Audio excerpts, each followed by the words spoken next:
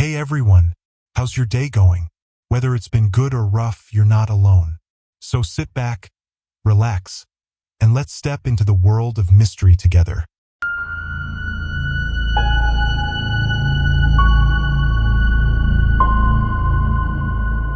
My name is Mike Grayson, and I don't scare easily. Or at least, I didn't. I grew up in a quiet town in Ohio, the kind of place where people still wave at each other from their front porches. The kind of place where nothing bad ever happens. At least, that's what I used to think. I was 24 years old when I moved into my late parents' house, a two-story colonial home on the edge of town. It wasn't anything fancy, just an old house that had been in the family for generations. After my parents passed, it sat empty for nearly 2 years. My older sister had already built a life in California, so it made sense for me to take it over. It should have been a fresh start. Instead, it became my worst nightmare. The first few weeks were quiet. Almost too quiet. There were no weird creaks or flickering lights, just the eerie stillness that comes from living alone in a house that had once been full of life. But something about the place felt off. It was in the little things. Like how I always felt like I was being watched when I walked past the basement door. Or how, late at night, I'd hear faint noises coming from below, soft, almost imperceptible at first, like the sound of someone shifting in their sleep. I told myself it was just the house settling. Then, one night, I heard knocking. 3 slow, deliberate knocks. I was in the living room, half asleep on the couch, when the sound jolted me awake. I sat up, heart pounding, and turned off the TV. The room was dead silent. I waited. And then, knock, knock, knock.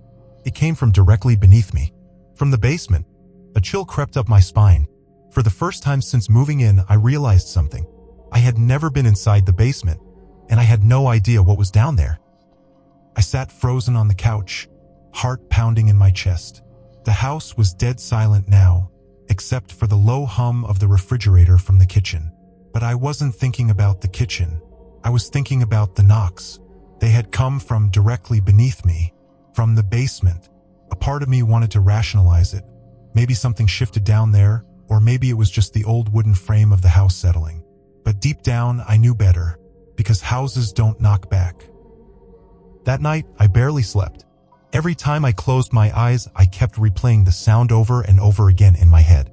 Knock, knock, knock. I told myself I'd check the basement in the morning. That seemed like a reasonable plan.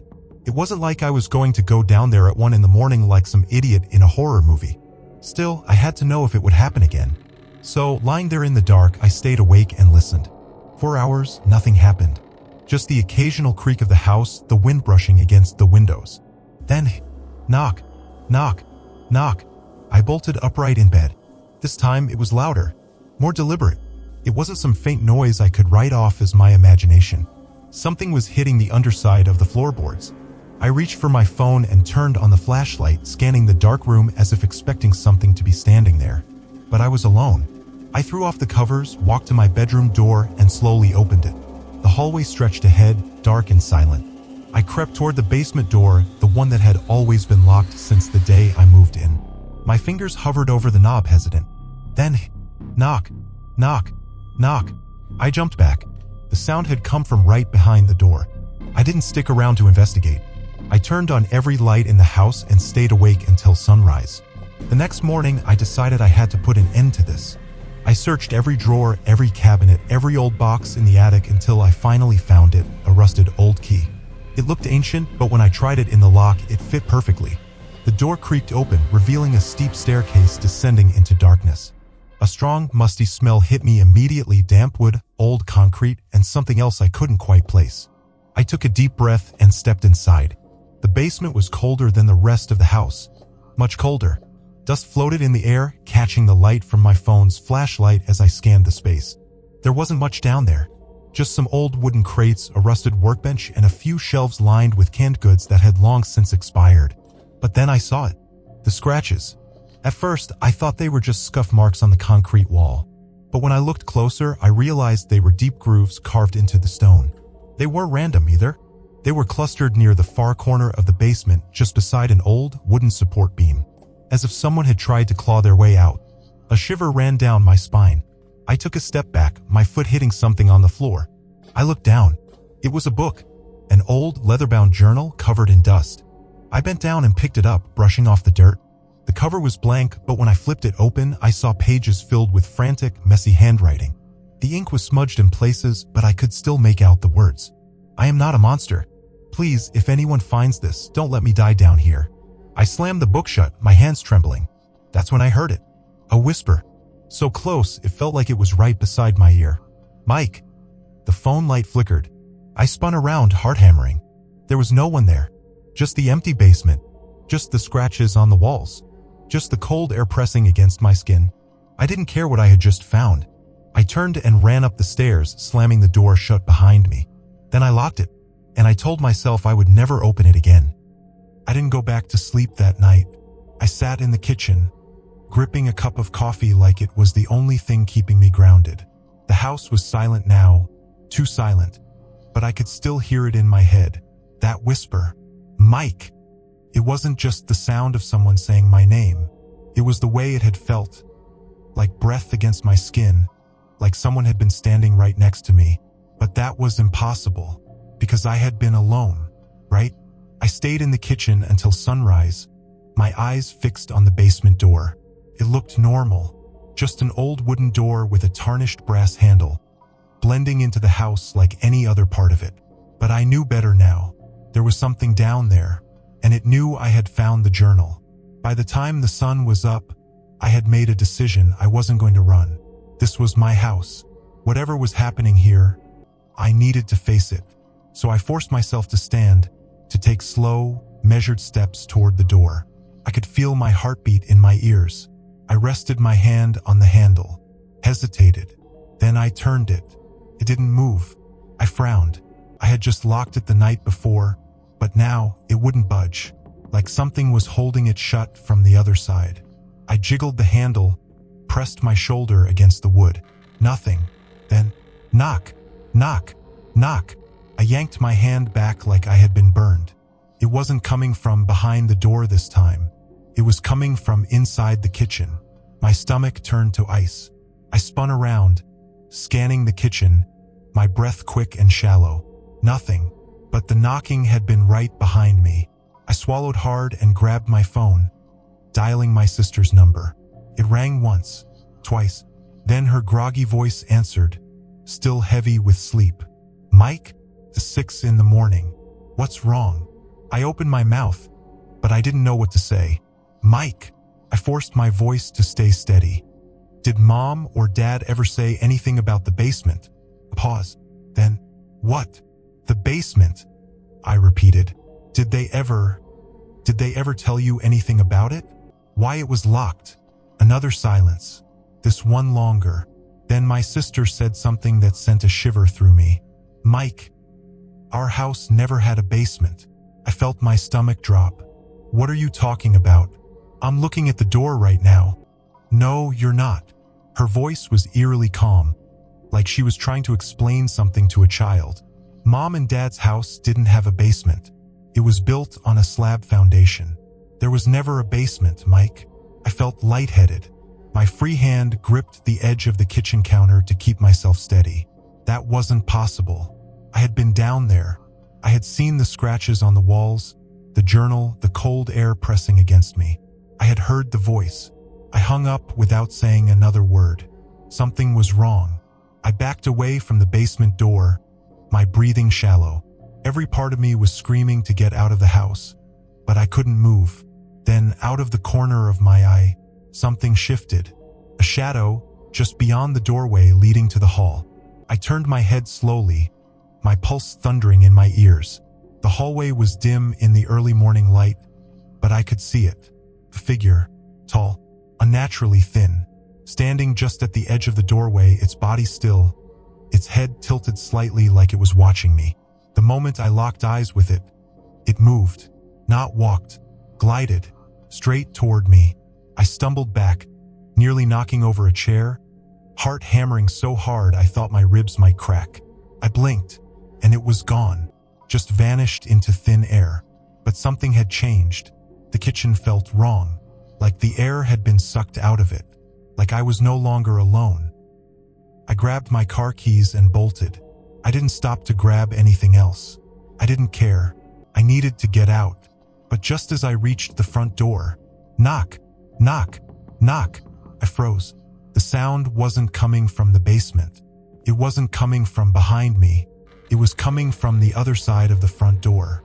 Someone or something was knocking to come in, and deep in my bones I knew if I opened that door, I wouldn't be the one leaving this house. I stood frozen at the front door, my fingers gripping the knobs so tightly they ached. Knock, knock, knock. The sound wasn't loud. It wasn't aggressive. It was slow, methodical, like whoever or whatever was on the other side had all the time in the world. I swallowed hard. Every instinct in my body screamed at me not to open it. And yet I felt drawn to it, like something was pulling me forward, whispering in my ear, urging me to just turn the handle. I took a step back instead. That's when I heard the voice. Mike, let me in. It wasn't possible. It was a trick. Because the voice was mine, my body went cold. I backed away, my legs trembling, barely able to process what I had just heard. I knew what my voice sounded like. I had heard it every day of my life, and what had just spoken on the other side of that door was me, but twisted, stretched out, hollow, wrong. The air in the room felt suffocating, pressing down on my chest like invisible hands. I clenched my fists, trying to control my breathing. I needed to get out of here. I turned, moving toward the window. The porch light outside flickered, casting jagged shadows across the driveway. At first, everything seemed normal. The street was empty, no cars, no people. But then I saw it, a shape moving past the window, tall, thin, unnatural, not walking, gliding. I stumbled back, slamming against the kitchen counter. It wasn't trying to get in. It was waiting for me to come out. The power cut out a second later. The refrigerator stopped humming. The air conditioning died. Even the dim glow of my phone screen vanished, like something had reached through the air and drained the house dry. Everything was silent. And then, knock, knock, knock. This time it came from behind me. I spun around so fast I nearly fell. The basement door was open, just a crack.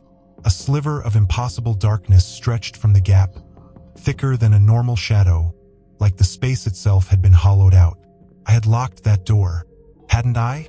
I took a step forward, heart hammering against my ribs.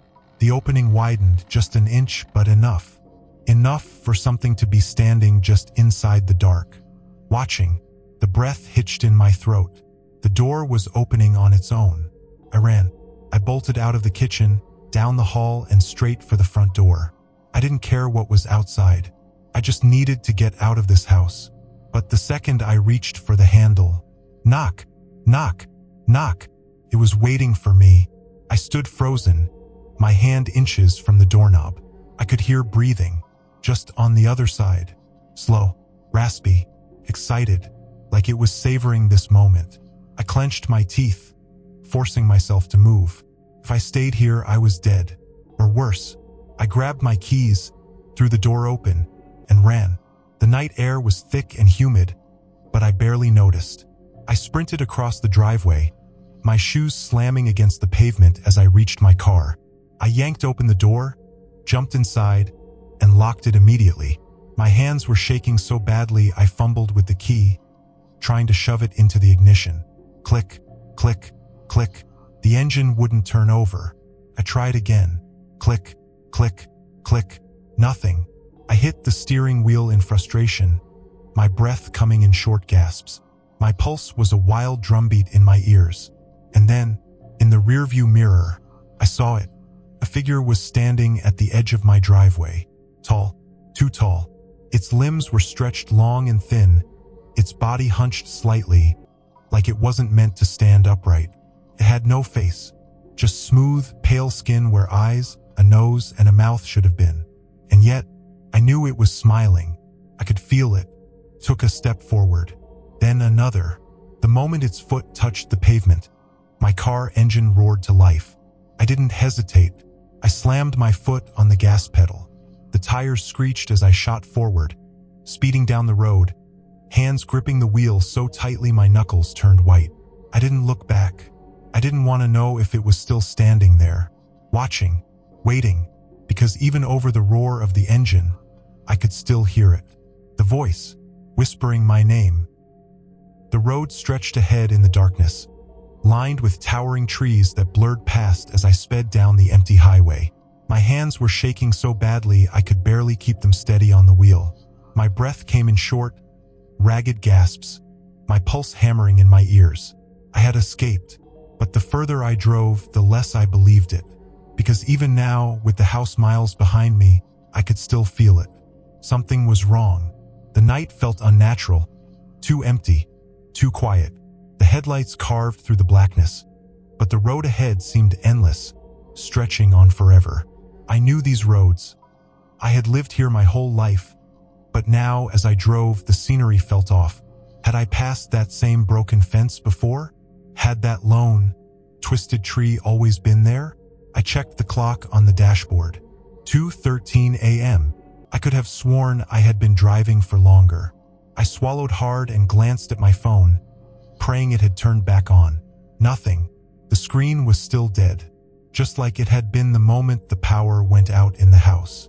The realization settled deep in my stomach. I wasn't just running from something. Something was pulling me back. I gripped the wheel tighter, pushing the accelerator down, my heart racing faster with every second. I just needed to get somewhere, anywhere, with people. A gas station, a diner, a convenience store. Somewhere with lights, with noise, with reality. Then, out of the corner of my eye, movement. I barely had time to react. A figure stepped onto the road just ahead, emerging from the trees. Tall, gaunt, motionless. I slammed my foot on the brake, the tires shrieking against the pavement as the car skidded forward. The moment stretched, my mind processing everything in slow motion. The faceless figure standing directly in my path. I clenched the wheel, bracing for impact. But just before the car could hit it, it vanished. The car swerved violently, tires screeching as I fought to regain control. I barely managed to steer back onto the road before I crashed into the ditch. My hands were shaking uncontrollably, my chest rising and falling with panicked breaths. I looked up, my eyes darting to the rearview mirror. The road behind me was empty. No sign of the thing that had just been there. No sign of anything at all. But I knew what I had seen. And somehow, deep in my gut, I knew. It wasn't the first time I had passed it tonight. I kept driving, faster now. The world outside the car felt unreal, like I had slipped into some twisted loop of time and space. My mind screamed at me to wake up, to shake off the dread curling around me like a second skin. Then up ahead, lights. I nearly cried in relief. A gas station.